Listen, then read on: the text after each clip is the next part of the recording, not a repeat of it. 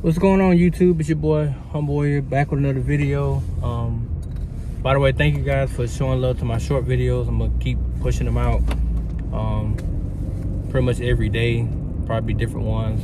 I try to make interesting titles for you guys so you can continue to watch and subscribe and get my views up. But so the other day I was reading that the NFL, I think the NFL League site or whatever it is, they came out with an interesting poll about the AFC quarterbacks. It was a caption that read, "The AFC is loaded with quarterback talent," and they left Tua Tagovailoa off the list.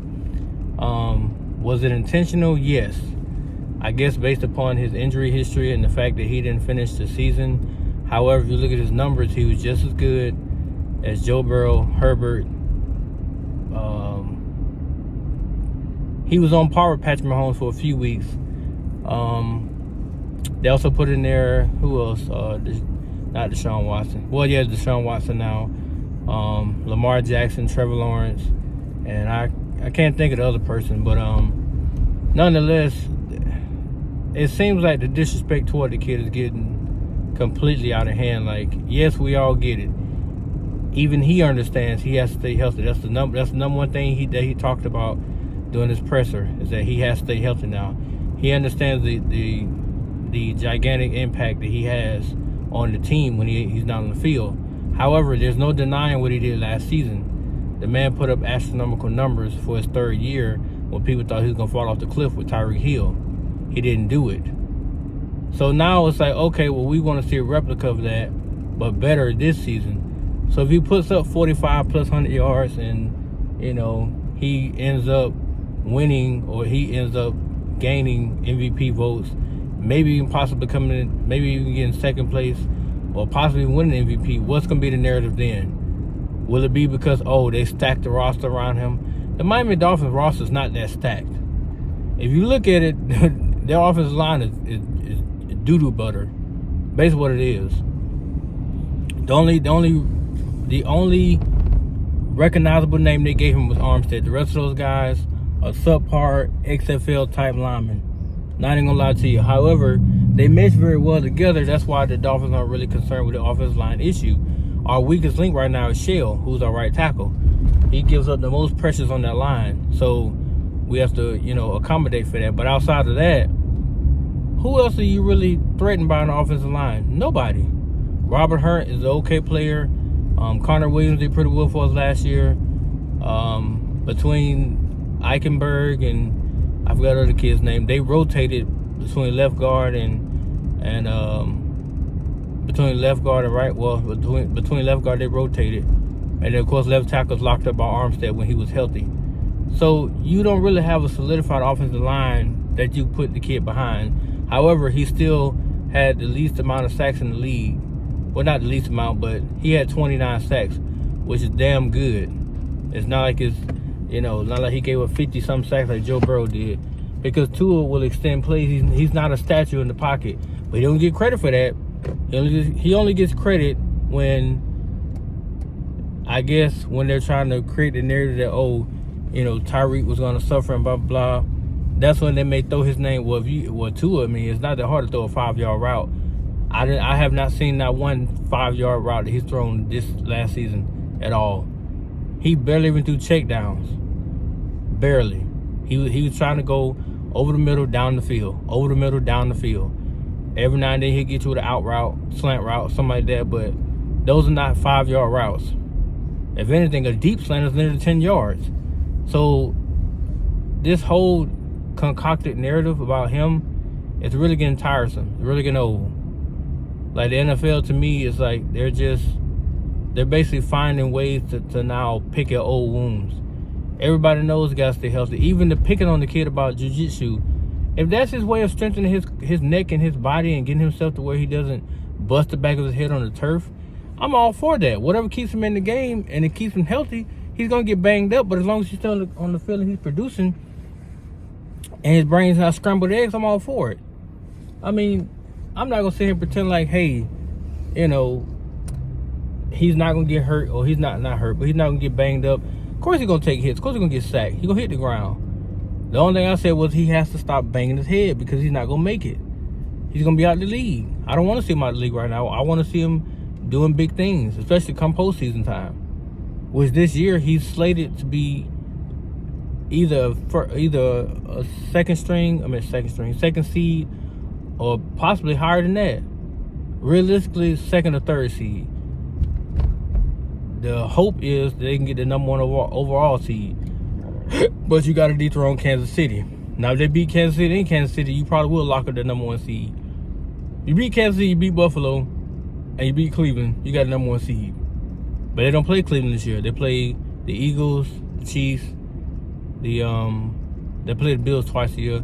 Even if they just split with the Bills, you still get number one seed because they can't trump you, and you beat Kansas City. If they lose to Kansas City this year, you get number one overall seed. So it's going to be coming down to South Beach, which would be very nice in January for people to be playing in. You can't use that narrative, oh, it's in the warm weather. It is an NFL playoff game. That's what it is. He went to Buffalo in December and had a 9-point lead, and then it just faltered apart. Some of it was on him, some of it was on the defense. But it was a total team collapse with how Josh Allen pulled off that comeback from 9 down to go ahead and win the game. But all in all, the kid is balled out. And it's about time they actually start respecting what he's done. I'm not saying you always got to mention him amongst Mahomes and Herbert and Burrow, but you shouldn't forget him. There's no point in that. Why would you be so disrespectful? Because Joe Burrow and them, which to me, the knock on Tua is, oh, he has Tyreek Hill. Once again, we go through this every single time. Joe Burrow has who? Jamar Chase, T. Higgins, and Taj Boyd. Josh Allen got who? Gabriel Davis and Stephon Diggs. Patrick Mahomes, he's a transcendent player. However, it does matter who you're throwing the ball to. It does matter. And at one point he still got Kelsey, and he had Hill for a good minute. So it matters. Justin Herbert, Keenan Allen, Mike Williams. At one time he had Hunter Henry, but he's no longer there. And he got Austin Eckler out the backfield. So it matters who your supporting cast is. It does matter.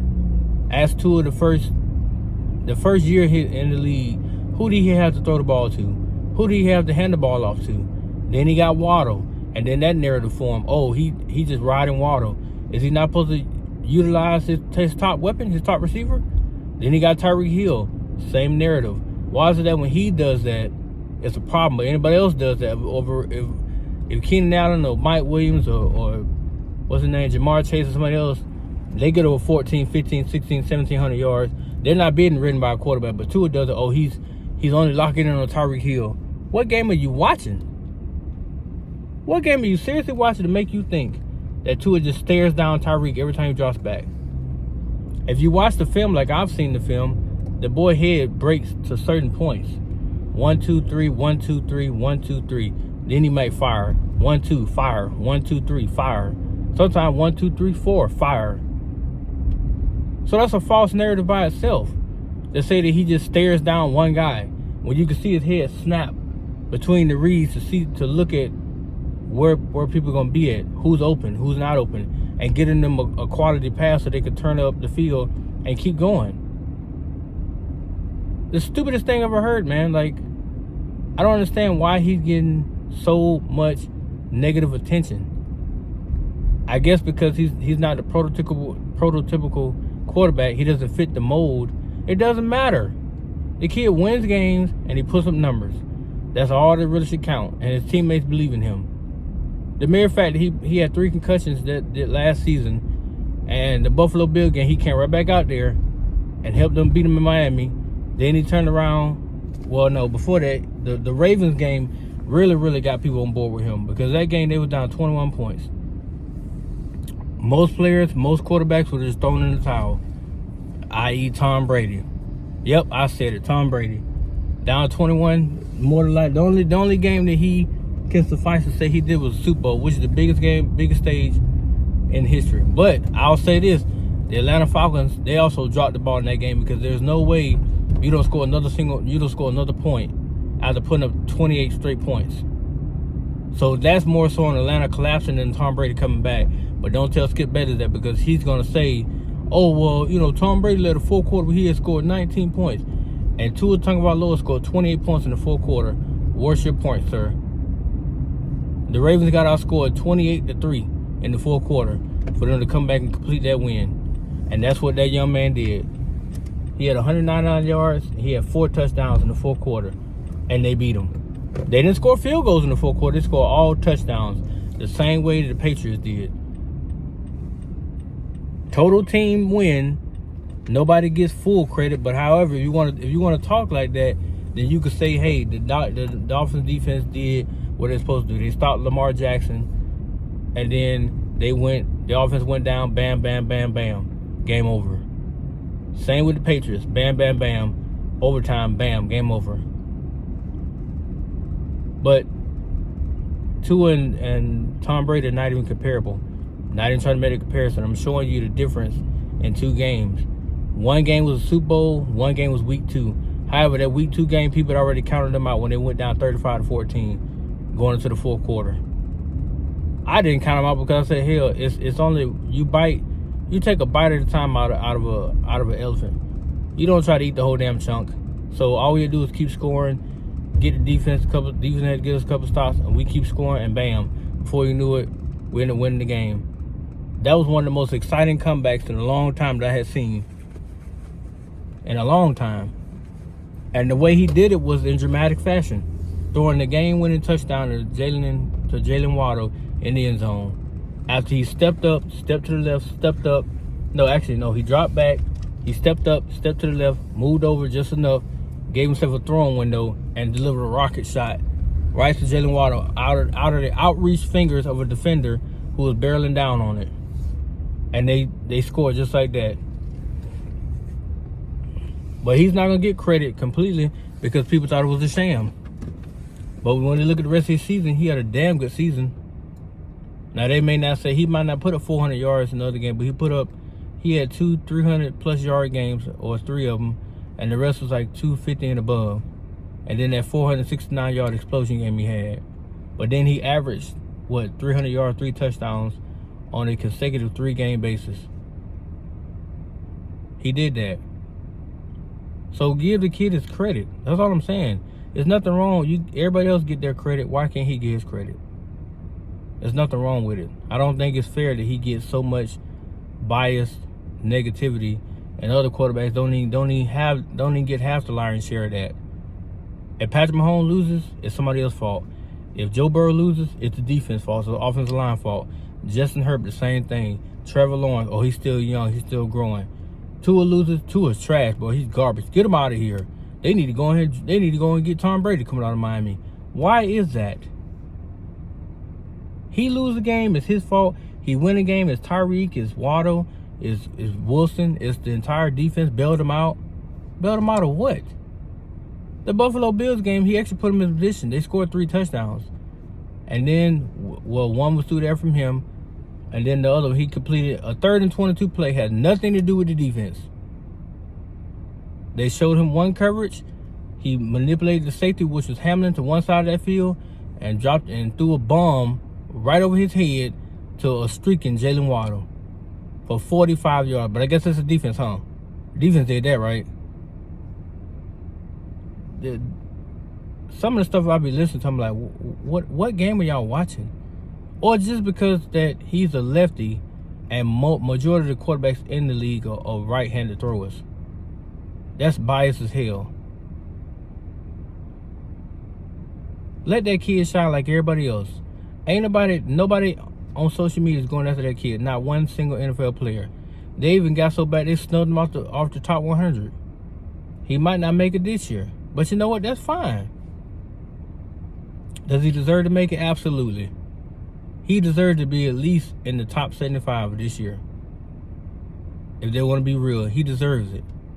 He worked his butt off, proving people wrong all season long until he got hurt again against Green Bay. And then that was it. But had they had him for the duration of the Green Bay game, when he didn't get concussed, they beat Green Bay. They go on the road, they beat New England. And they do beat the Jets handily at home. They didn't score a touchdown against the Jets. They kicked field goals, and then they finally got a safety at the end of the game to go up 11-6. That was the final score. They scored 11 points against the Jets without him. That's pathetic. But like I said, this season he'll get a chance to show, hey, if he stay healthy, put up decent numbers or really good numbers, then they reward him with a bigger contract. But it's not about the money. I just want to see Tua perform, win, go get a couple rings, and then he can go in the sunset. Because to me, he's still a dynamic, great quarterback. I don't care about the flashiness, man. It doesn't bother me. It doesn't matter to me. He is a unique quarterback with a dynamic skill set. To actually be able to put the ball where he puts it at, on the money damn near all the time, and have people criticize him for that or beat him up, makes no damn sense to me. But that's enough of my rant, guys. I just had to get it out and, you know, let you guys know what I was thinking about. Like I said, thank you guys so much for the love you shown to the short videos. Thank you to my new subscribers. I appreciate it. I'm gonna just keep trying to push out more content. Since the NBA finals, the NBA playoffs is here, I guess I can start talking about that as well. It's gonna be a fun one. It'll definitely be a fun one. But all right, guys, that's my time, man. Peace.